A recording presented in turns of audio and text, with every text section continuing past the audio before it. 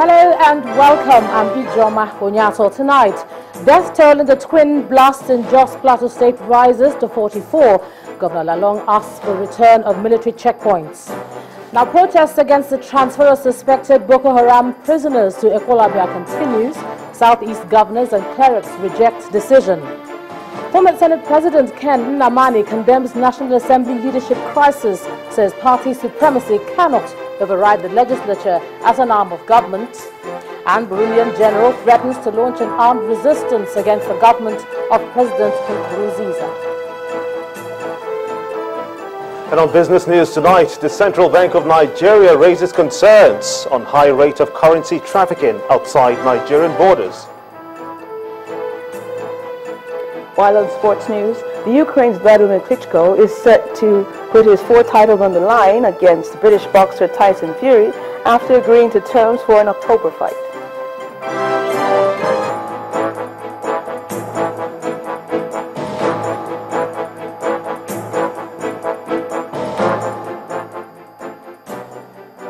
In the aftermath of the deadly twin bomb blast in Jos, the Plateau State capital, Governor Simon Lalong has ordered the immediate return of snack checkpoints to high-risk areas.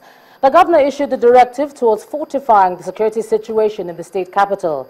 Governor Lalong also appealed to voluntary aid groups to provide necessary first aid to victims of terror attacks and medical personnel to promptly respond to emergencies.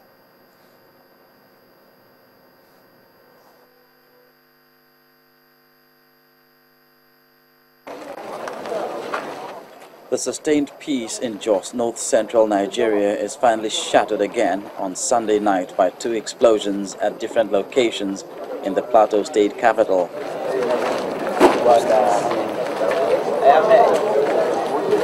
The first explosion hits a restaurant along Bauchi Road where people gathered to break their ongoing Ramadan fast. They include travelers from the northeast and passers-by.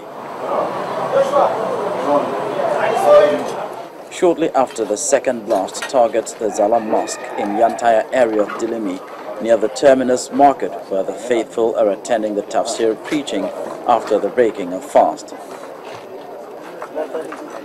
When we had it, we thought that it was maybe trailer tire.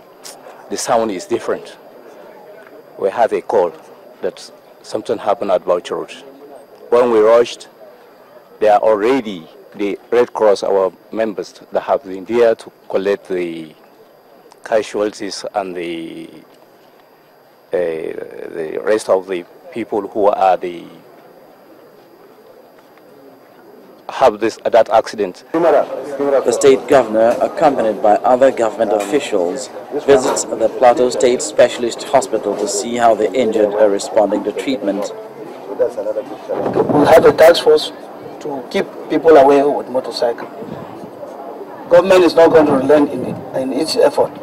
Today I made an appeal to Mr. President to please allow us go back to our checkpoints. Allow the security to go back. Without security checkpoints, people can flow from all angles to come and start attacking innocent people. After an assessment of the situation, the National Emergency Management Agency's North Central Coordinator releases the figures of the dead and the injured. As at 3:30 this morning, when we completed our evacuation operational activities with all major stakeholders and volunteers, we arrived at a total figure of 44 people dead, while 47 are critically injured and majority of them are in the intensive care unit of Plateau Specialist Hospital as at 3 a.m. this morning. Security has been reinforced in and around Jos City, but there's still an uneasy calm. Residents will be looking to security agents to redouble efforts at securing lives and property.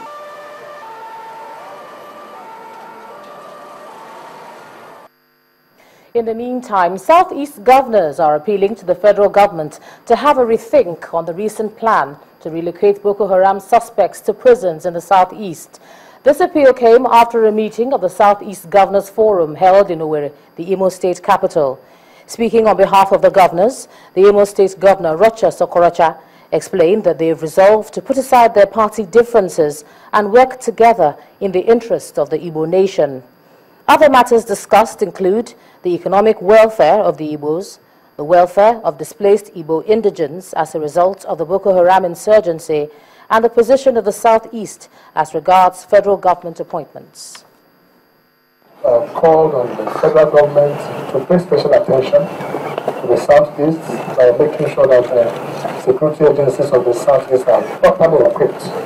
We look at the issues of the prison, like the prisoners that are located to the Southeast, from the Boko Haram prisoners, and to appeal to federal government to take a second look at it, as this is creating a lot of worries in the minds of the Southeasterners, who are now getting agitated and who are getting worried about the relocation of these prisoners, as they feel that the security might not be properly guaranteed. In the same line, we want to appeal to federal government to consider the Southeasterners who are displaced as a result of Boko Haram activities in the Northeast, and those that lost their breadwinners and loved ones when considering the victims of Boko Haram in the Northeast. So we have also looked at the issue of security as it affects our people of the Southeast, and we have resolved again to work together to fight crime, especially that of kidnapping, autism, baby factory, and so many of these criminal activities that is common in the Southeast. The Nigerian military says it's strategizing on ending Boko Haram attacks in the country. During an interview with Channels Television, the Director, Army Public Relations, Colonel Sani Usman, said desperation by Boko Haram militants has led to the recent attacks on soft targets. But he gives the assurance that with the relocation of the command center to Borno State and the cooperation of countries in the Lake Chad Commission, the attacks will be reduced to the barest minimum.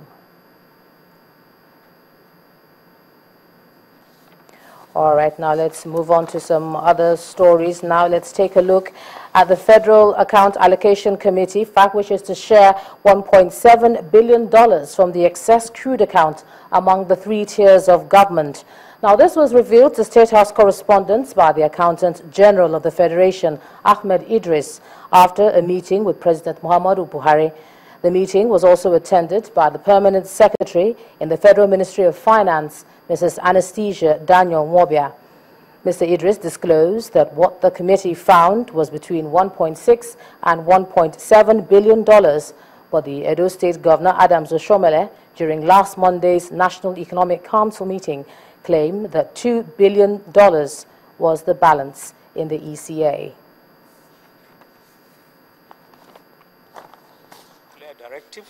Direction, which we all have to follow a line, prudence management of our resources, and identifying more alternative ways of getting revenue, which we are set to do, and to manage the meager resources we found on ground very efficiently and effectively for the betterment of the economy.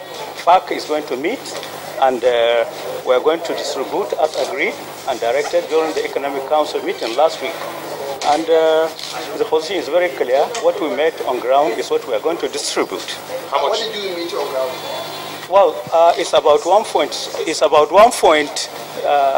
$1.7 billion, and that is what we are going to distribute among all the agencies, the federal government, the state governments, and the local governments. The Christian Association of Nigeria has condemned the recent attack on the Redeemed Christian Church of God and the alleged relocation of Boko Haram insurgents to Anambra State. At different meetings in Lagos and Anambra, the Christian Union called on the federal government to act fast in ending the activities of the insurgents. Our correspondent Loretta Chogo reports. Thank you, Lord, for everything. The song of worship leads to the issue for the gathering.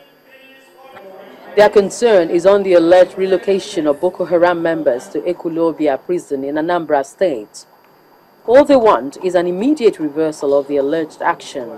We condemn the act of bringing insurgents to an ordinary prison like Ekulobia prison in Anambra State. 2. We recommend that if ever, such events should be reported in a armed military base or maximum security prisons in this country. 3, we ask the federal government, as a matter of urgency, to relocate these insurgents, the Boko Haram events, to other places. Meanwhile, Anambra State urges the general public, the Anambrarians, to be calm and not to panic over this situation. While the press briefing is ongoing, outside the hall, placard-carrying youths and women of the association stormed the venue with chants of "No to Boko Haram." We say no to that. This puts a pause on the meeting as the clergymen identify with the protesters. Something is very important. You should be calm. You should be calm. We don't want fight. We don't want war. We don't want demonstration outside. The way you have stood and spoke to the leaders of the church, we have heard you. The only weapon we have is to send our prayers to God. We don't need to bring in war where there's peace. Few days before they were brought in, 19 dead bodies were brought into Ekulobia community from far away north. These were killed by the Boko Haram. And you are bringing in those people who killed them into their community. They are panicking. They are panicking. And we are panicking because Boko Haram is not a human thing. It's a devilish thing, and they are not supposed to live among the people. In Lagos, the agenda of the Christian Association meeting is very similar, but with a different subject matter. The gathering condemns the attack on the Redeemed Christian Church of God in Potiskum, Yobe State. Before the end of the past administration under Goodluck Jonathan, the military appeared to have recorded a number of victories in its bombardments on the insurgents. In the light of renewed attacks, more needs to be done until total victory is recorded. Loretta Chiogo, Channels Television News. Well, we're going to stay with security matters as reports just coming into us say a female suicide bomber has blown herself up after detonating explosives at Dangi Jumat Mosque in Kano State. The police spokesman in the state, Magaji Majia, confirmed the incident, but he says he's unsure if there are other casualties. It's a developing story. We'll bring you more. But just to say once again that a female suicide bomber has blown herself up after detonating explosives at the Dangi Jumat Mosque in Kano State. Police spokesman in the area, Magaji Majia, confirmed this incident, but he says he's unsure if there are other casualties. We're going to keep a live eye on that one and bring you more as soon as we have it. In part 2, after the break, the United States gives assurance of continued support for Nigeria's democracy. That's in a moment. Please stay with us.